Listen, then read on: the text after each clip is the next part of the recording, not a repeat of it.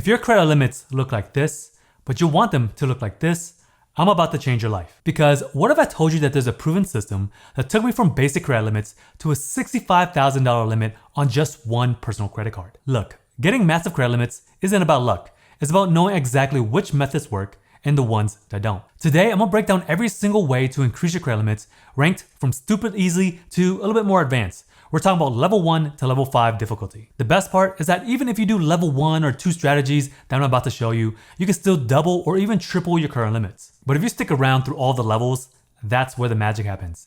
That's where it separates people with $2,000 limits to people with 30,000 limits or more on a single card. By the end of this video, you'll know exactly which strategy matches your situation right now, and I guarantee you at least one of these will work for you today. So let's start with level 1. Let's start with the easiest win that 90% of people completely ignore. Right now, your credit card company probably thinks that you make less money than you actually do, and that's killing your credit limits. Here's what's crazy. Credit card companies want to give you higher limits, but they can only lend you a certain percentage of your income. It's literally the rule. So if they think that you make $40,000, but you actually make $60,000 now, you're leaving thousands of credit limits on the table. Here's exactly what to do.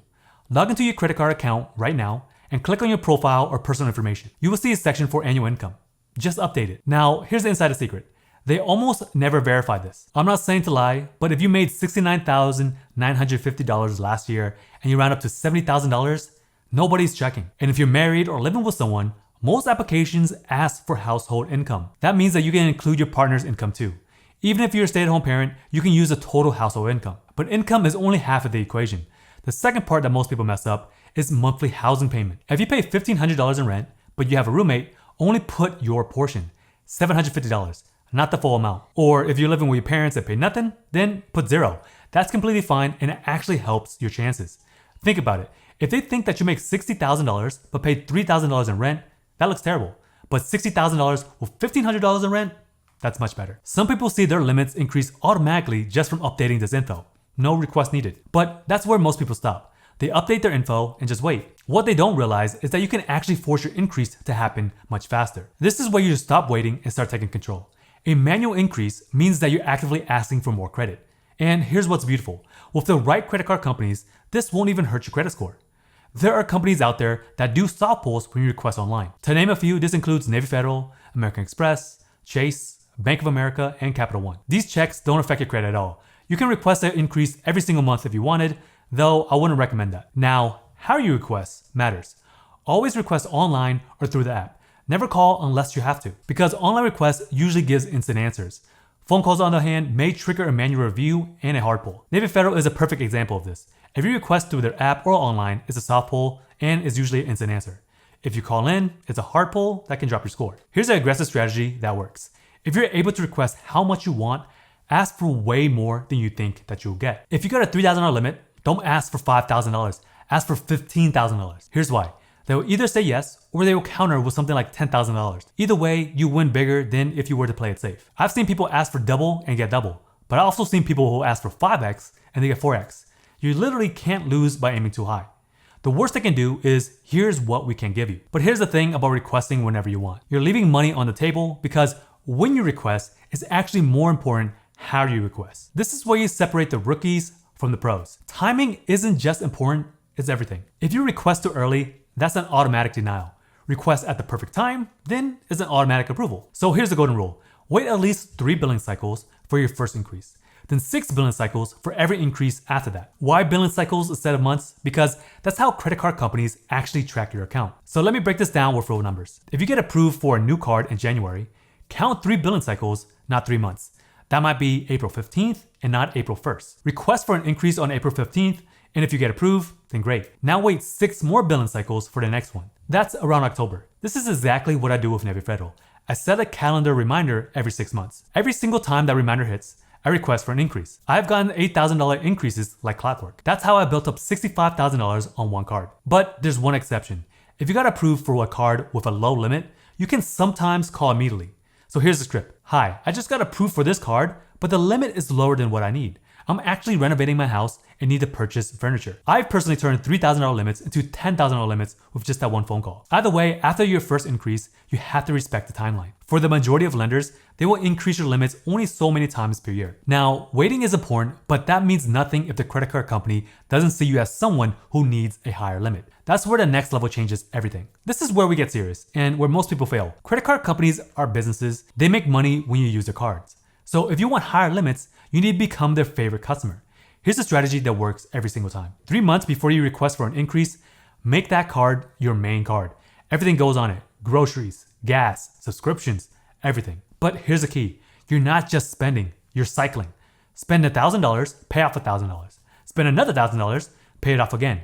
Do this multiple times per month. The credit card company sees that you're putting $3,000 to $4,000 through a card with a $1,500 limit. That tells them that you need more credit. But timing the payment is crucial. 1 week before you request the limit, pay the balance down to under 10%. For better results, get it between 1 and 6%. Here are 2 reasons why. First, it shows that you're responsible. You use credit, but you pay it off. Second, is that your credit score will be the highest with low utilization. And yes, they will most likely take a peep at your score when you request. Now, here's what not to do. Don't let that card sit unused for months, then suddenly request for an increase. I've tried this and denied majority of the time. And think about it from their perspective. Why would they give you $10,000 when you don't even use the $2,000 that they are give you? The data is clear. Heavy users get the highest limits, period. But here's what nobody tells you. You could do everything that I just said perfectly and still get denied, because there's still one thing that overrides everything. This is the nuclear option. The most work, but the biggest results. Your credit profile is like your financial report card. The credit card companies look at everything before giving you massive limit increases. So here's what you need to fix. First is your overall credit utilization. This is 30% of your credit score. It's huge. Take all the credit cards that you have, add up all the balances, add up all the limits, and divide balances by limits. If that number is over 30%, you're most likely going to get denied or a much lower limit. If that number is under 10%, there are higher approval odds with higher limits. Here's the priority order. Pay down any card over 30% utilization first. Get the card that you want increased under 10%. Next is to get your overall utilization under 10%. This might mean paying off $5,000 in credit card debt. That's why this is level 5. Second is individual card utilization. That specific card that you want increased, it needs to be almost zero. For example, if you got a $5,000 limit and want $15,000, that balance better be under $500 when you request. Under $150 is even better. The credit card company needs to see that you're not desperate for credit. You're just optimizing. Third is to check for a hard pull versus a soft pull. This is crucial because some companies like Barclays or USAA always do hard pulls for increases. That means your credit score drops just for asking. If you're not sure, here's the hack. Freeze all 3 bureaus before requesting: Experian, Equifax, and TransUnion.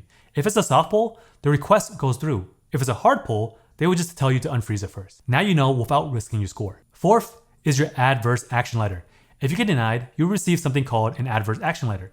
This tells you exactly why you were denied. Common reasons in their fixes is too much debt relative to income. All you gotta do is just pay down your balances. Next is if the account is too new, you gotta just wait longer. If it says too many recent inquiries, then stop applying for 3 to 6 months. If it says recent delinquency, then just wait 12 months from the late payment. This letter is literally the blueprint for getting approved next time. So here's my rule. If it is a soft pull and you get denied, fix the issues and try again in 3 months. If it was a hard pull, then wait 6 months. All right, if you made it this far, you deserve an advanced strategy that could save you thousands in interest.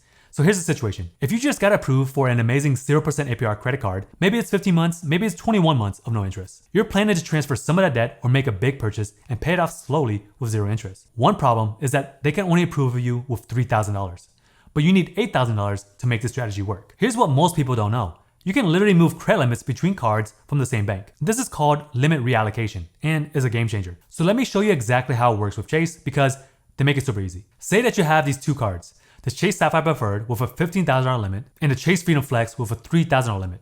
This is a brand new card with 0 APR for 15 months. You want to finance that $7,000 on that Freedom Flex card to avoid interest, but you only got $3,000 in limit. So here's what you got to do. Call up Chase and say that I would like to reallocate some of my credit limit from the Sapphire Preferred to the Freedom Flex. They'll ask how much, and you just say that please move $7,000 from the Sapphire to the Freedom. Now that's done. Now you have $8,000 on the Sapphire Preferred card, and you have $10,000 on the Freedom Flex with 0% APR. You just created $7,000 of interest-free credit out of thin air. This works well because travel cards like the Sapphire Preferred usually get huge limits because they assume that you use them for expensive trips. But if you're not traveling right now, That credit is just sitting there and doing nothing. Meanwhile, the Freedom cards, like the Flex or the Unlimited, these often come with 0% APR offers for 15 months. But they usually start with lower limits. So you're basically taking unused credit from a card that you're not using and moving it to where you need it most. Now, here's the key.